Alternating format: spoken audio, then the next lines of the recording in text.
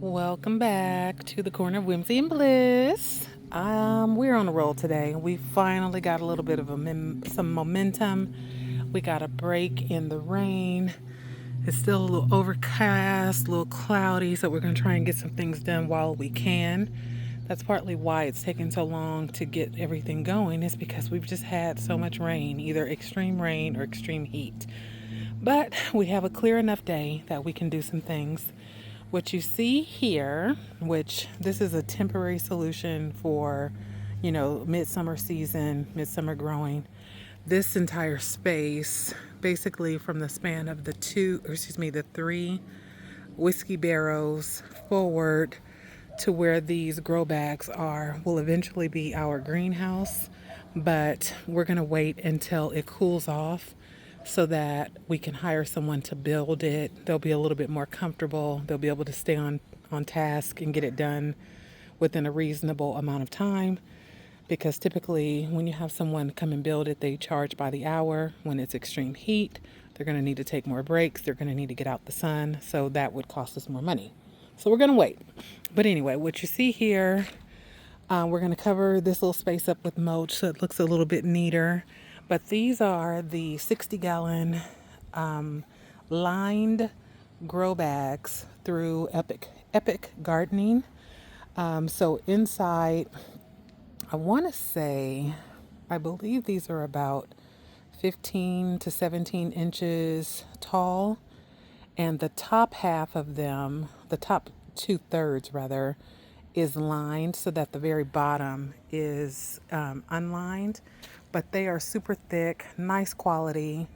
I will be honest, just to give some honest feedback, it took a ton of soil. Unfortunately, I did not count the cubic feet that it took to fill these bags. I feel like it took even more than necessary because I'm kind of obsessive in the sense that I wanted them to be round. Unless you fill them completely, they will kind of collapse in on themselves. It looked messy. I didn't like it. So I kept filling until I could get the walls, get some kind of structure put in.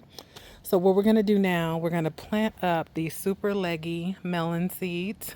I am also going to add some fresh seeds to the beds as well, just for good measure. I realize we're super late in the season and we may get nothing, but it doesn't hurt to try.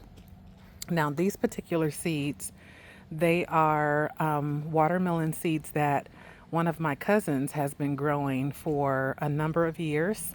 He happened to bring us several of his watermelons when we were still living in Texas. He brought the watermelons to us. They were absolutely delicious, the most scrumptious watermelons we had ever had.